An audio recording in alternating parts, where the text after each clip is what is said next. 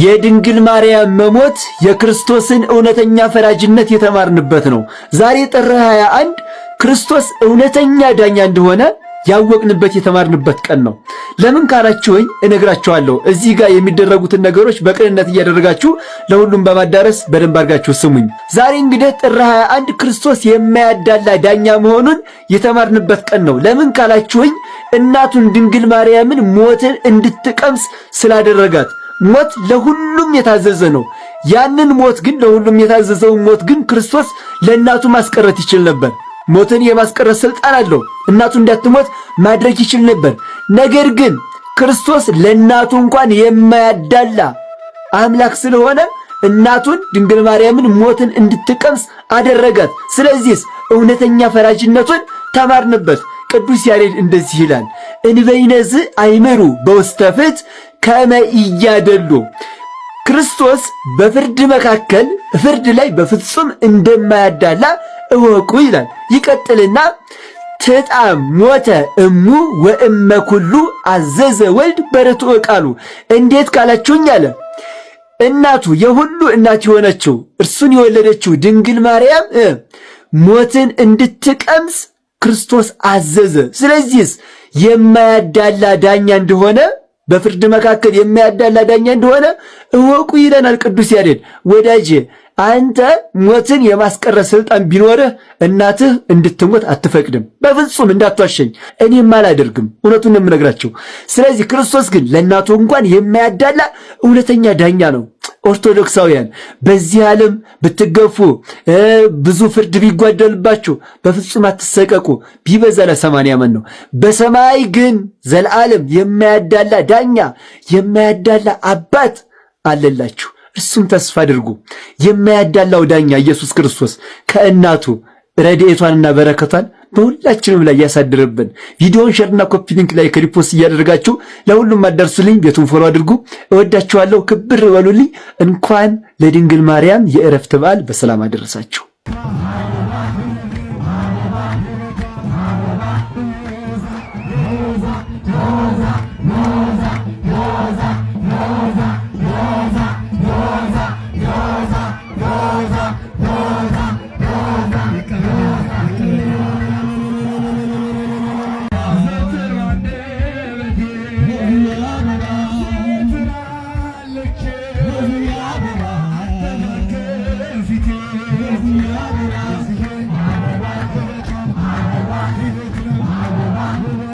አስተርእዮ ማርያም ማለት የማርያም መገለጥ ማለት ነው። ይሄ ትክክለኛ ምንባብ። እኛ ያልነው አስተርእዮ ማርያም ሳይሆን የአስተርእዮ ማርያም ነው ያልነው። እየሰማችሁ ነው? የአስተርእዮ ማርያም ነው። ስለዚህ ርዕሱን በደንብ ያዙልኝ። በዚህ ርዕስ ነው ለአንድ በ25 እና በ35 ደቂቃ መካከል የሚጠናቀቅ ትምህርት የምንማማረው።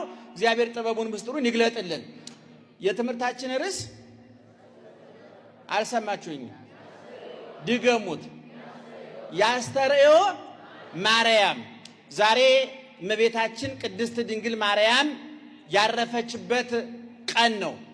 በቤተ ክርስቲያናችን ድንግል ማርያም ትምህርት ናት፣ ምንባብ ናት፣ ምስጢር ናት። ተነግሮ አያልቅም ጉዳዩዋ። ብዙ ሰዎች ብዙ ተወራ፣ ብዙ ተነገረ። በውዳሴው፣ በቅዳሴው፣ በማህሌቱ፣ በሰዓታቱ፣ በትርጓሜው፣ በቅኔው፣ በአጠቃላይ በቤተ ክርስቲያን አገልግሎት ስለ ድንግል ማርያም የተነገረው በስቶ ክርስቶስን ጋረደው የሚሉ ጅላጅል ሰዎች ገጥመውናል። እኛ ደግሞ ስለ ድንግል ማርያም አልተነገረም፣ ሊነገርም አይችልም ነው የምንለው። ስለዚህ እመቤታችን ትምህርት ናት። ቄርሎስ የሚባል በጣም ብዙ ጊዜ የሚጠቅሰው አንድ ምንባብ ተናግሯል። ቅዱስ ቄርሎስ ይባላል። መምህር ዓለም የሚባል ግብፅ ኮነት ሰማይ ያሰኘ፣ ግብፅን በእውቀቱ የግብፅን ጨለማ የገፈፈ፣ ግብፅን ታላቅ ሀገር ያሰኘ፣ ብሉይን ያነበበ ሐዲሱን የተረጎመ፣ እውቀት ከእምነት እምነት ከምግባር የታረቀለት፣ አይኑ ጆሮ ልቡ ሁለመናው የእግዚአብሔር መሳሪያ የሆነለት ቄርሎስ የሚባል ሊቅ ነበረ። ይሄ ሊቅ ስለ እመቤታችን ሲናገር እንዲህ አለ። ወላዲተ እግዚአብሔር ቃል ኮነት ልማደ አካላዊ ቃል እግዚአብሔርን የወለደች እመቤታችን ትምህርት ሆነች አለ። ንነሰይ ንለምድ ወይ አብያተ ክርስቲያኑ ለመደ ብሎ አስተማረ ይሆናል። ይሄ ወደ ዝርዝር ጉዳይ አልገባም። ልማድ ማለት ትምህርት ነው። አሁን በዚህ ገጸ ምንባብ መሰረት የአካላዊ ቃል እግዚአብሔርን የወለደች እመቤታችን ትምህርት ሆነች ይላል። ምእመናን እንኳን እመቤታችን ሌሎች ቅዱሳን ሌሎች ዓለማውያን ሰዎች በተሰማሩበት የሥራ መስክ ውጤታማ ሲሆኑ ነግደው ትርፋማ፣ አርሰው ፍሬያማ፣ ተምረው በእውቀት ውጤት ሲያመጡ ጊዜያቸውን ገንዘባቸውን ተጠቅመው ሰውን ለመጥቀም ሕይወታቸውን አሳልፈው የሰጡ በፖለቲካው ሰላም ነው። ዝም በሉ ሕፃናት ናቸው። አይ እነሱ እንኳን መብታቸው ነው። ምክንያቱም ከአቅማቸው በላይ እያወራንባችሁ ምን ያርጉ? ደህና ዋላችሁ? እየሰማችሁ ነው? የትምህርታችን ርዕስ ምንድነው? ማን? ይሄን ያዙ። ይሄን ዛሬ ይዛችሁ መሄድ አለባችሁ። ሌሎች የሐሳብ መስጫ ሳጥን እንዳያደርጓችሁ ጆሮአችሁ መዝጋት አለብን። የቁልፍ መስጠት አለብን እና በዓለማችን እንኳን ውጤታማ የሆኑ ሰዎች ትምህርት ይሆናሉ፣ ጥቅስ ይሆናሉ። ለምሳሌ በትምህርት ደብተራችን ላይ ፎቶአቸው የተለጠፈ ሰዎች አላጋጠሟችሁም? በስፖርቱ፣ በሙዚቃው፣ በፖለቲካው፣ በጦርነቱ ጀግኖች ሆኑ። ደማቸውን አፍሰው አጥንታቸውን ከስክሰው ጣፋጩን ዓለም የሚያጓጓውን ሕይወት ኑሮ ይቅርብን ብለው ሚስታቸውን ትተው ልጆቻቸውን ትተው ለሀገራቸው ደማቸውን ያፈሰሱ አጥንታቸውን የከሰከሱ ጀግኖች በትምህርታችን ትምህርት ጥቅስ እናደርጋቸዋለን። ለምሳሌ እንደ ሁል ጊዜ ጠቅሰዋለሁ። ኃይሌ ገብረስላሴ ብለን እኮ ትምህርት እናደርገዋለን ነው።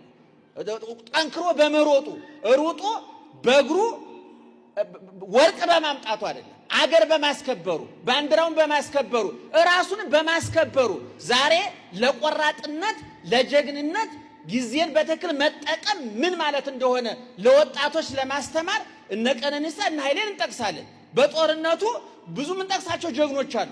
እነ ራስ አሉላን እንጠቅሳለን፣ እነ አፄ ቴዎድሮስን እንጠቅሳለን፣ እነ ዘርዓ ደረስን እንጠቅሳለን፣ እነ አብዲሳ አጋን እንጠቅሳለን። እነዚህ ጀግኖች ማለት መኖር እየቻሉ የሞቱ የልጅ ፍቅር የሴት ፍቅር ሳያሳሳቸው ጣፋጩ ሕይወት ሳያጓጓቸው የሞቱ የነደዱ መከራ የተቀበሉ ጀግኖች ስለሆኑ ትምህርት እናደርጋቸዋለን። በዚህ በያዕቆብ መልእክት ምዕራፍ 5 ቁጥር 11 ደግሞ ያዕቆብ እንዲህ አለ፣ ወናሁ ናስተበጽኦሙ ለእለ ተአገሱ ወሰማዕክሙ ትዕግሥቶ ለኢዮብ ዘከመ ፈጸመ ሎቱ እግዚአብሔር ስለቱ። እነሆ የታገሱትን ብፁዓን እንላቸዋለን አለ። መከራውን የታገሱትን ልብላ ልብላ ልጠጣ ልጠጣ የሚል ስሜታቸውን በጾም የረሸኑ ላመንዝር ልቅበጥ የሚል አካላቸውን በቅድስና የረሸኑ ስግብግቡን ዓለም ብልጭልጩን ዓለም ይቅርብን ያሉ እና አርሴማ ውበታቸውን ተጠቅመው ዓይኔ ያምራል፣ ጥርሴ ያምራል፣ ጸጉሬ ያምራል፣ ወጣት ነኝ፣ ንጉሡ ወዶኛል ብለው ራሳቸውን ለርኩሰት አሳልፈው ሳይሰጡ አልጋ ላይ ሳይወርቁ ምናልባት አርሴማ ከዛ ንጉሥ ጋር ወርቃ ቢሆን አልጋ ላይ ታሪኳ የሰፈር ታሪክ ሆኖ ይቀር ነበር። ስሜቷን ተቆጣጥራ ልብላ ልብላ ላጊጥ ልዋብ የሚል ስሜቷን ተቆጣጥራ በመታረዷ በመሰዋቷ ከ1600 ዓመት በኋላ ዛሬ አርሴማ ቅድስት ናት። ዛሬ አርሴማ ታሪክ አላት። ስለዚህ በያዕቆብ እነሆ የታገሱትን ምን እንላቸዋለን አለ? ብፁዓን እንላቸዋለን። ኢዮብ ታገሰ በቅደም ተከተል። መጀመሪያ ንብረቱ ወደመ፣ ቀጥሎ ልጆቹ አለቁ፣ ቀጥሎ እጅግሩ ተቆራረጠ፣ ተላ፣ ሸተተ፣ ከረፋ፣ ቤተሰብ ተጸየፈው፣ ጓደኞቹ ተጸየፉት፣ አመር ላይ ተቀምጦ ወአሐዘ ይህክክ በገል ገላውን ማከክ ጀመረ። አራተኛ ሚስቱ ከዳችው፣ አምስተኛ ጓደኞቹ ከዱት። ይሄን ሁሉ መከራ ንብረቴ ወደመ፣ ልጆች አለቁ፣ አካሌ ተቆራረጠ፣ ሚስቴ ከዳችኝ፣ ጓደኞቼ ከዱኝ ሳይል ፈጣሪውን ይዞ ሰውነቱ ቢቆራረጥ ቢሸት ቢከረፋም ልቡ ቁስሉን የኢዮብ ቁስል በቤተ መቅደስ ከሚታተነው ዕጣን እኩል እግዚአብሔር መዓዛ ቁስሉን ያሸትለት ነበር ለመጽሐፉ።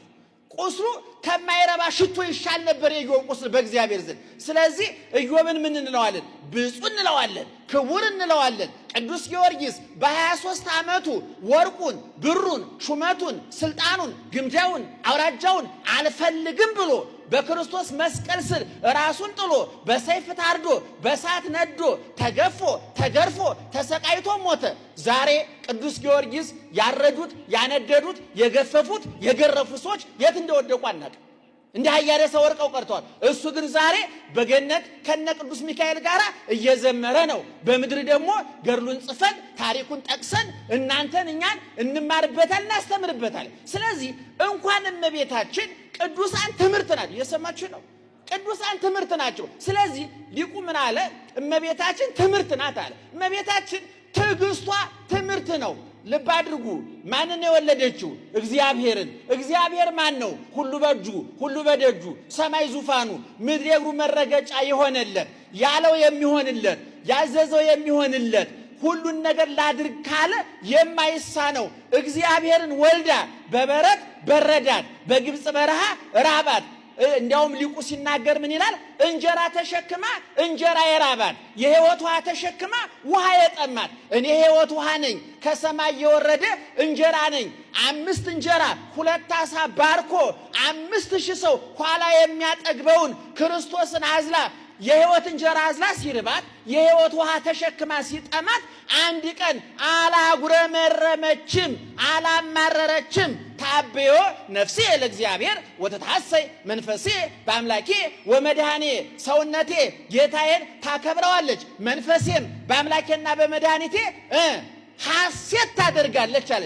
እየራባት እየጠማት እየበረዳት በግብፅ በረሃ ከታች መሬቱ አሸዋው እግሯን እየጠበሰው ከውስጥ ረሃብ አንጀቷን እያላወሰው ልጄን ይገሉብኛል በሚል ስጋት ስትንከራተት አንድም ቀን አላጉረመረመችም። ስለዚህ ለአጉረምራሚው ዓለም፣ ለብሶተኛው ዓለም፣ በልቶ ስብሃት ማለት ለተሳነው ዓለም፣ ጠጥቶ ማመስገን ለተሳነው ዓለም፣ ምቹ አልጋ ላይ ምቹ ፍራሽ ላይ ተኝቶ እንቅልፍ ለራቀው ዓለም ድንግል ማርያም በትዕግስቷ መምህር ናት። ጠቅሰን እናስተምርባታለን። ስለዚህ በኦርቶዶክሳዊ ተዋሕዶ ቤተክርስቲያን ደህና አደራችሁ፣ ደህና ዋላችሁ። የትምህርታችን ርዕስ ምንድን ነው? አቤት ያስተርእዮ ማርያም ነው። እና እመቤታችን ቅድም እንዳልኳችሁ ትምህርት ናት። በቤተ ክርስቲያናችን ጠቅሰን እናስተምርባታለን። ለዚህ ነው ከመጽሐፍ ቅዱስ ስለ እመቤታችን ተናግሯል ወይ? አሳምሮ ምን አለ? በተለይ በሉቃስ ወንጌል ምዕራፍ 1 እና 2 ላይ በደንብ እመቤታችንን ሊገልጣት የሚችል ርዕስ ተነግሯል። እነሆ ወናሁ ኩሉ ትውልድ ያስተበጽኡኒ እስመ ገብረ ሊተ ኃይለ አብያተ። በእኔ ታላቅ ነገር አድርጓልና ትውልድ ሁሉ ማን ይሉኛል አለ። ጮክ ብላችሁ ንገሩኝ። ትውልድ ሁሉ ምን ይሉኛል አለች? አየለ ከበደ አላለችም። ኤልሳቤጥ ዘካርያስ አላለችም። የዚህ ክፍለ ሀገር ሰዎች አላለችም። የዛ ትውልድ ሰዎች አላለችም። ብፅዕት የሚላት ማን ነው? ትውልድ ሁሉ የሰው ዘር በጠቅላላ ምእመናን። እመቤታችን ትውልዱን የጠቀመችው ወደፊት ብቻ አይደለም። ለምሳሌ ኤሌክትሪክ የመጣው አሁን ቅርብ ጊዜ ነው አይደለም? አሁንም እግዚአብሔር ይመስገን አብዛኛው የኢትዮጵያ ሕዝብ ገና በኩራዝ እየተጨናበሰ ያለበት ሀገር ውስጥ ነው ያለን። እኛ እኮ ለ21ኛው መቶ ክፍለ ዘመን የሚመጥን ኑሮ ብቻ ሳይሆን የሚመጥን ሞት ሁሉ አላገኘንም። ይገርማችኋል። የሚመጥን ኑሮ ተውት፣ ከየት ይመጣል? የሚመጥን ሞት እንኳን አላገኘንም። እና ዛሬ ኤሌክትሪክ የመጣው መቼ ነው? አሁን ነው። ኤሌክትሪክ ከመምጣቱ በፊት የነበሩ ሰዎች፣ የሞቱ ሰዎች በኤሌክትሪክ ብርሃን መጠቀም ይችላሉ? ንገሩኝ። ስልክ የመጣው መቼ ነው? ሞባይል ማለት ነው።